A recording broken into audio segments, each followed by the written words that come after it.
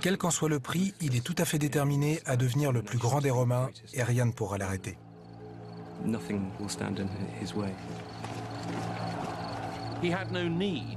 Il n'avait pas besoin d'un titre de roi. Il avait le pouvoir, il avait les honneurs, il avait à peu près tout ce qu'il désirait. Il n'avait pas besoin d'un simple titre pour satisfaire sa vanité.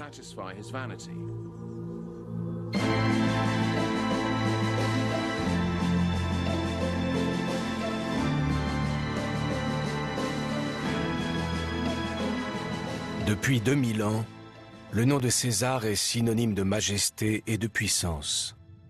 Son prestige a incité différents empereurs à prendre le nom de César, Tsar ou bien Kaiser. Son ambition impitoyable l'a propulsé jusqu'au pouvoir. Il n'a reculé devant rien pour atteindre ses objectifs.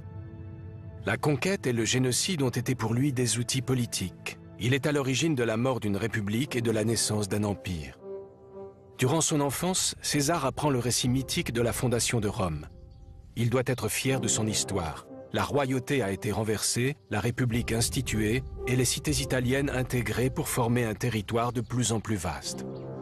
César est né d'une grande famille romaine et il n'a que 15 ans quand il accompagne son père au Forum, le centre de la vie publique de Rome. C'est un avant-goût de sa future existence. En tant que membre de la classe supérieure, il est destiné à une carrière politique. Au cours des 2 siècles précédant sa naissance, Rome a conquis la Grèce, la péninsule ibérique, le sud de la Gaule et de vastes territoires en Afrique du Nord. La cité s'est énormément enrichie, mais à cause de la rapidité du changement, elle est devenue politiquement instable et dangereuse. Elle était violente, elle était dangereuse.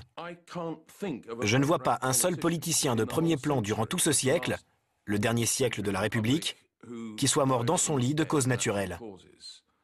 L'assassinat, le suicide, le décès durant la bataille, et ainsi de suite.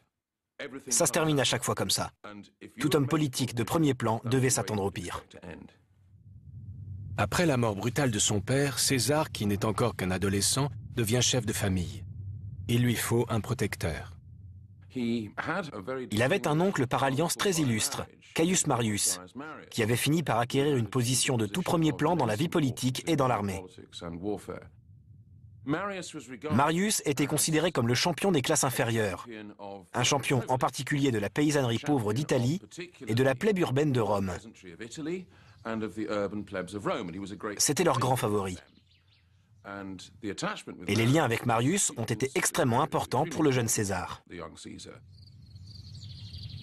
Grâce à l'aide et au conseil de Marius, César prend vite confiance en lui. La force de caractère du jeune adolescent est manifeste. L'impression qu'il donne est celle d'un esprit très indépendant. César fait toujours très attention à son apparence. Il est très vaniteux. Il s'habille déjà d'une manière très particulière et se tient à l'écart de ses contemporains. À seulement 16 ans, il se fait remarquer par Sylla, le dictateur de Rome, un ennemi de sa famille. César a fait un mariage politique et Sylla s'oppose violemment à cette union. Cela risque de lui coûter la vie. Qu'il puisse s'opposer à Sylla est tout à fait incroyable. Sylla est un homme absolument impitoyable. Cela montre l'étonnante détermination de César. Ce n'est encore qu'un adolescent et rien de plus. Lorsque Caius Marius meurt, César se retrouve seul face à Sylla et il prend la décision de fuir Rome. Il va profiter de son exil en Asie mineure pour se faire un nom sur le champ de bataille. Il était tout à fait normal qu'un jeune aristocrate veuille faire ses preuves sur le champ de bataille. Le service armé, c'est-à-dire la vie militaire, ne se distinguait pas de la vie civile dans l'organisation même de l'État romain. Le service militaire et les exploits militaires étaient des choses auxquelles on accordait un grand prix. César passe 4 années en campagne et gagne une réputation de brillant soldat. Mais la rumeur d'une liaison commence à se répandre. L'objet de son affection serait un homme, le roi Nicomède de Bithynie. Ce type de rumeurs était très courant dans la société romaine, et il était très difficile de les réfuter. Alors, même si elle n'avait rien d'agréable, elle n'a pas dû trop le contrarier à cette époque. Elle l'a davantage gêné par la suite, quand elle a ressurgi et qu'on lui a jeté au visage. Après la mort de Sylla en 78 avant Jésus-Christ, César rentre à Rome. Là, on lui décerne la couronne civique pour son habileté et son courage sur le champ de bataille. Il doit maintenant affirmer ses ambitions. Dans l'univers si violent de la politique romaine, il noue des alliances, notamment avec Pompée, un jeune général très brillant, et Crassus, l'un des hommes les plus riches de Rome. César devient magistrat, et durant plusieurs années, il défend les droits des citoyens ordinaires. Il sait que les voix du peuple seront la clé de sa réussite. Il vise le premier échelon du pouvoir politique, la fonction de grand pontife, le grand prêtre de Rome, mais cela a un prix. Le fait d'obtenir cette charge est un véritable exploit, et il y est parvenu en dépensant d'énormes sommes d'argent, mais pas le sien.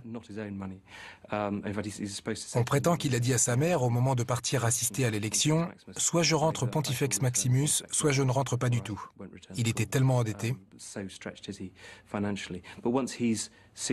Mais une fois élu, il a pu figurer parmi l'élite de Rome. Il avait touché le gros lot. Même si Crassus lui a permis de se faire élire grand pontife, César sait que rien ne compte plus que les victoires militaires dans la vie politique romaine. Il est envoyé comme propréteur dans le sud de l'Espagne. Il réussit à conquérir et à pacifier le nord-ouest de cette province.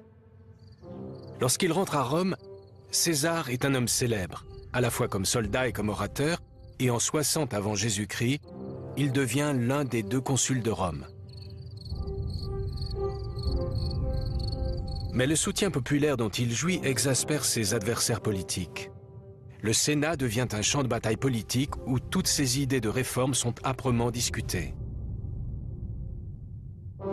César conclut une alliance très importante qu'on appelle le premier triumvirat. Il est certain d'être élu consul, mais il sait aussi qu'il doit s'attendre à rencontrer de très vives oppositions durant son consulat. Alors, il s'allie avec Pompée et Crassus en leur promettant de satisfaire leurs exigences, principalement sur le plan politique. Mais pour cela, ils doivent lui fournir le soutien dont il a besoin pour imposer ses lois contre la volonté du Sénat. La richesse de Crassus, le prestige militaire de Pompée et la popularité de César font bientôt du triumvirat la principale force politique de Rome que ses ennemis qualifient de monstre à 3 têtes. Mais le Sénat n'a pas perdu pour autant tous ses pouvoirs. Celui-ci insiste pour que le conservateur Bibulus devienne le co-consul de César.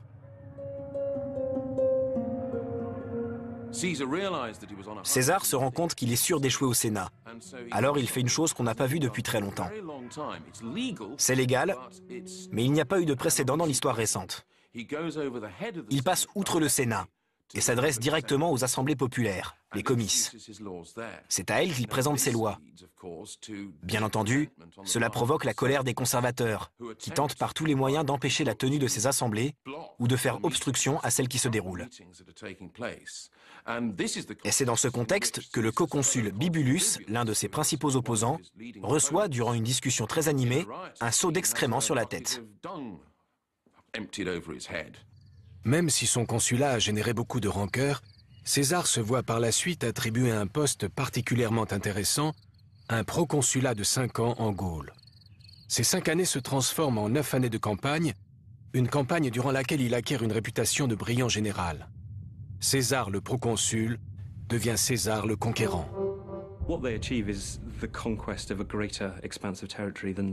Cette campagne lui a permis de conquérir un territoire bien plus vaste que ce que Rome avait obtenu jusque-là. C'est un gain considérable. Il correspond à quelque chose près au territoire actuel de la France. Le côté le plus positif pour César est que cela lui confère un immense prestige. C'est précisément ce qui l'a motivé. Les Romains ont un profond respect pour les grands généraux, et personne ne peut espérer gagner ce respect que César souhaite tellement obtenir s'il n'a pas enregistré de grands succès militaires.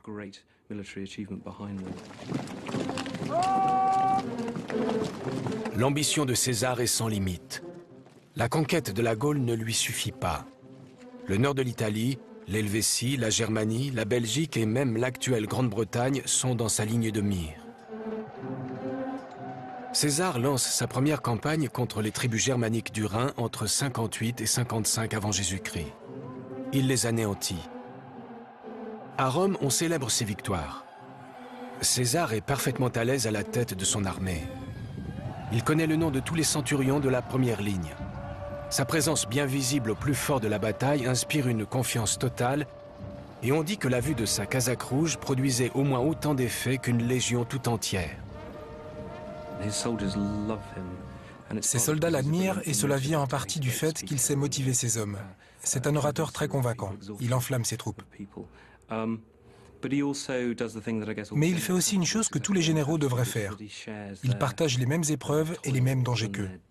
Il n'en reste pas 3 derrière la ligne. Il est avec eux au cœur de la bataille. Et grâce à cela, il peut compter sur le dévouement total de son armée.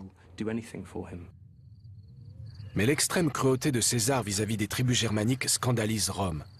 Au Sénat, des discours condamnent ses actes, ce qui ternit sa réputation. Quel qu'en soit le prix, il est tout à fait déterminé à devenir le plus grand des Romains et rien ne pourra l'arrêter. Rien ne doit se mettre en travers de sa route et certainement pas la mort de centaines de milliers de Gaulois. Pour lui, c'est un prix acceptable. La brutalité de César n'effraie pas les peuples de la Gaule. Elle les stimule. Et pour la première fois dans leur histoire, les tribus gaulois se coalisent sous le commandement d'un chef unique, Vercingétorix. Mu par sa haine de César, Vercingétorix vainc le Romain lors du siège de Gergovie, dans l'actuel Puy-de-Dôme. Mais cette victoire n'est que de courte durée. Les représailles de César sont promptes et brutales. Il y a un événement qui révèle toute la personnalité de César. C'est la prise d'une ville gauloise nommée Avaricum. Cette ville, et ce sont les propres chiffres de César, comptait une population de 40 000 habitants. Et seules 800 personnes ont survécu. Les soldats romains n'ont épargné aucune vie, qu'il s'agisse de personnes âgées, de femmes ou d'enfants en bas âge. C'est son propre récit.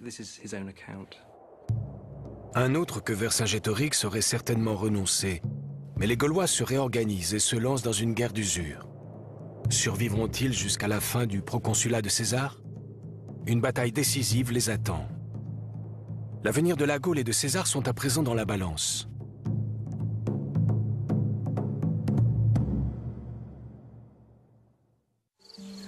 Les 9 années de campagne de César en Gaule s'achèvent en 51 avant Jésus-Christ. Commandé par Vercingétorix, 250 000 Gaulois se rassemblent pour la bataille d'Alésia dans l'actuelle Côte d'Or. L'armée de César ne compte que 70 000 hommes. Durant 2 jours, la stratégie gauloise fonctionne bien. Ils ouvrent même une brèche dans la ligne intérieure de la défense romaine. César est fou de rage. Il prend personnellement le commandement et charge tandis qu'un autre contingent doit prendre l'ennemi à revers. La vue de la casaque rouge de César fait reculer même le plus brave des Gaulois.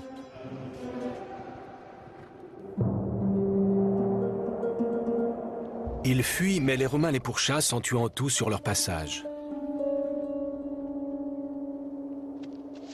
Les Gaulois sont écrasés et Vercingétorix décide de se sacrifier pour son peuple. Mais César ne fait preuve d'aucune clémence. Vercingétorix languit en prison durant 6 ans avant d'être étranglé le jour du triomphe de César. On a estimé qu'1 192 000 Gaulois étaient morts durant cette guerre. C'est un génocide, ça ne fait pas le moindre doute. Et c'est uniquement pour sa promotion. Il fait cela pour renforcer son prestige à Rome, pour améliorer sa situation politique. Les Romains n'éprouvaient aucune peine pour la mort de non-Romains, mais cela a tout de même conduit certains d'entre eux à s'interroger. C'était un tel carnage.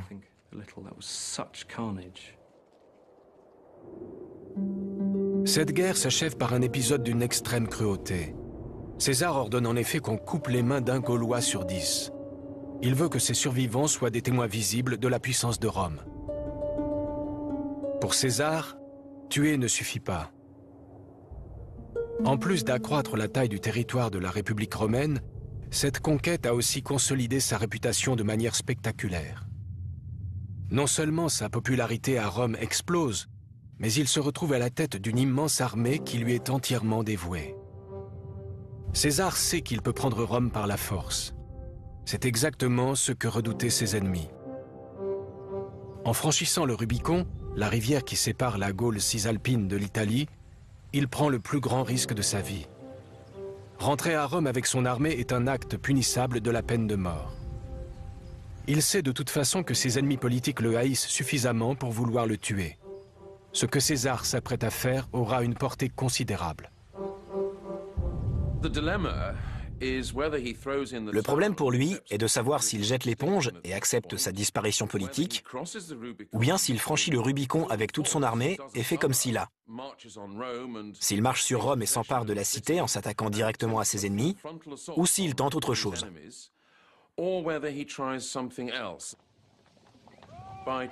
En choisissant d'entrer en Italie avec une seule légion, César a tenu sa parole. Il est accompagné d'une garde personnelle au lieu de toute une armée. D'autres légions sont certainement prêtes à intervenir, mais lorsqu'il franchit le Rubicon, il n'y a qu'une seule légion contre le reste du monde. Le support politique de César, le triumvirat, n'est plus. Crassus est mort et Rome est en proie aux troubles. Des émeutes ont éclaté et Pompée a reçu un mandat de consul unique afin de restaurer l'ordre. Pompée, un allié et un ami autrefois très proche de César, décide de le combattre. Mais Pompée redoute l'armée de César et s'enfuit en Orient. César pourchasse les légions ennemies dans toute la Méditerranée jusqu'à ce qu'il les retrouve pour une bataille décisive à Pharsale en Grèce. Bien que 4 fois moins nombreuses, les troupes de César l'emportent, mais au prix de milliers de vies romaines. César a tout essayé pour éviter cette bataille. Il a plusieurs fois supplié Pompée en vain d'éviter une nouvelle guerre civile. César tient le Sénat pour responsable de cette situation. Pompée fuit à Alexandrie, en Égypte, et César le poursuit en espérant encore se réconcilier avec lui. Quand César arrive à Alexandrie, plusieurs habitants de la ville viennent le voir et lui apportent la tête de Pompée. À ce moment-là, César se retourne. Il ne veut pas la regarder. Et il commence à pleurer. Finalement, il accepte la bague sceau de Pompée, ce qui est assez étrange. Ensuite, il réagit d'une manière très surprenante. Il fait arrêter les assassins. Il ne les trouve pas tous, mais il en arrête le plus possible, notamment un certain Potin qui est le vizir du jeune roi Ptolémée XIII, et il fait exécuter ces hommes.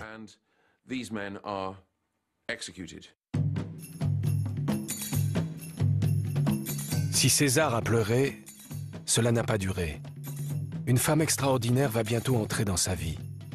Elle se nomme Cléopâtre. Cette reine d'Égypte est aussi vénérée comme une déesse. D'un côté, César sait qu'en tant que grenier à blé du monde romain, l'Égypte a une importance stratégique.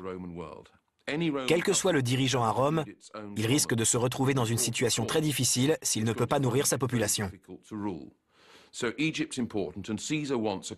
L'Égypte revêt donc une importance capitale, et César veut un souverain égyptien accommodant. De son côté, Cléopâtre est en conflit avec son frère pour la suprématie en Égypte. Et pour elle, comme pour son frère, avoir l'homme le plus puissant du monde dans son camp présente un avantage politique décisif. Alors, même s'il y a un aspect affectif, je dirais qu'il y a surtout un calcul politique derrière tout ça.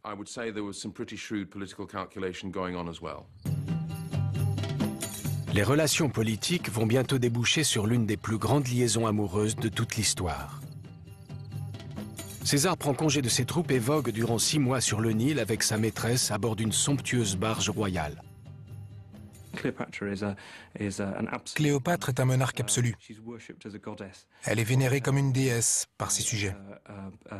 Elle n'a pas à se soucier de sénateurs susceptibles comme à Rome ou de qui que ce soit. Elle dispose des pleins pouvoirs. Et cela peut être donné des idées à César. Le retour de César à Rome est marqué par un triomphe d'une splendeur sans précédent. Il célèbre ses victoires en Gaule, en Espagne, en Égypte et en Asie mineure. César est au sommet de sa popularité et il en profite pour changer le visage de la politique romaine. Il reçoit un mandat de dictateur de 10 ans. Est-ce la fin de la République et la naissance d'une monarchie ? Traditionnellement, les Romains exécraient toute forme de monarchie, du moins chez eux. Il considérait la monarchie comme un régime oppressif et digne de peuples inférieurs. Alors, l'idée que César puisse aspirer publiquement à un statut royal aurait été très mal perçue. Mais la vie privée de César continue de provoquer des remous au sein de l'aristocratie. Bien qu'il ne puisse pas épouser Cléopâtre, il la fait venir à Rome avec leur fils. Des rumeurs évoquant une royauté à deux têtes, à la fois à Rome et en Égypte, se propagent. Mais César reste toujours aussi populaire. En 44 avant Jésus-Christ, il est de nouveau nommé dictateur, cette fois à vie. Il commence à adopter le costume royal, la robe pourpre et la couronne d'or. Il fait frapper des pièces à son effigie et permet que l'on pare ses statues comme celles des dieux. Alors qu'il s'apprête à réformer le calendrier et à donner son nom au 7e mois de l'année, un de ses détracteurs déclare « César dicte à quel moment le soleil se lève et quand il se couche ». Toutefois, ce titre de dictateur perpétuel prépare sa chute. Les aristocrates tiennent à une chose par-dessus tout, libertas, la liberté. La Rome de César est devenue une monarchie et ils ne le supportent pas. Le 15 mars de l'an 44 avant Jésus-Christ, soit 3 jours avant le départ d'une campagne militaire en Syrie, César se rend au Sénat. Il ignore qu'il va être victime d'un attentat. Alors qu'il lit des pétitions au pied de la statue de Pompée, un conspirateur s'approche pour lui parler. C'est le signe de l'attaque. Les unes après les autres, les lames s'enfoncent dans sa chair. Au moment d'agoniser, il ramène sa toge sur sa tête. On ne doit pas le voir dans cet état. Il se préoccupe de son... Le terme romain est dignitas, son prestige. À l'heure de sa mort, il se soucie de son prestige, toute sa raison d'être. César ne s'attendait pas à être assassiné. En fait, il s'y attendait tellement peu qu'il avait renvoyé sa garde personnelle quelques semaines plus tôt. L'un des aristocrates les plus célèbres à participer à l'assassinat de César durant ses ides de mars se nomme Marcus Brutus. Et plusieurs sources indiquent qu'il a dit à Brutus au moment où celui-ci le poignardait « Toi aussi, mon fils ?» On peut interpréter cela comme une confirmation des nombreuses histoires qui circulaient sur la mère de Brutus. On sait que la mère de Brutus a été une maîtresse de César, mais cela met en avant la possibilité assez sordide que Brutus ait été un fils de César. 4 jours après son assassinat, César est incinéré devant une foule triste et désemparée. Cette humeur se transforme bientôt en colère. Les meurtriers sont pourchassés et conduits devant la justice. Caius Julius César a fait de la République de Rome un puissant empire qui comprend la majeure partie du monde connu. Comme il l'a dit lui-même, « J'ai assez vécu soit pour la nature, soit pour la gloire ». Sa vie est devenue une légende qui n'a rien perdu de son éclat depuis 2000 ans.